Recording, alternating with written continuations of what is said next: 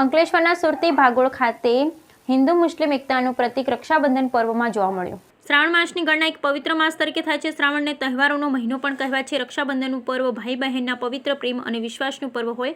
આ પર્વ પર હર્ષોલ્લાસ અને આનંદ સાથે ઉજવાય છે। રક્ષાબંધન નિમિત્તે બહેન ભાઈના હાથા પર રક્ષા બાંધી તેના ભાલ પર તિલક કરીને મીઠાઈ ખવડાવી મોં મીઠું કરે છે।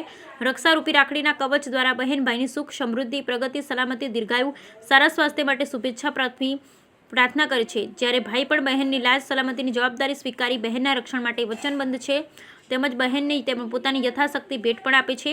ભાઈ બહેનના પવિત્ર પ્રેમ સાથે જોડાયેલું રક્ષાબંધનના તહેવાર નિમિત્તે અંકલેશ્વર શહેરના સુરતી ભાગોળ ખાતેથી આવો જ એક ભાઈ બહેનનો કિસ્સો સામે આવ્યો। અંકલેશ્વર શહેરના સુરતી ભાગોળ રહેતા જાવેદભાઈ શેખને પાછળ 10 વર્ષથી સુરતી ભાગોળ ખાતે જ રહેતી કંચનબેન રાજેશભાઈ વસાવા રાખડી બાંધે છે। જાવેદભાઈ શેખ પણ તેમની બહેન કંચનબેન રાજેશભાઈ વસાવાના કોઈપણ સારા નરસા પ્રસંગોમાં એક ભાઈ તરીકે હાજરી આપી પોતાની ભાઈ તરીકેની ફરજ બજાવે છે। Bureau report Viral Gohil, Bharuch.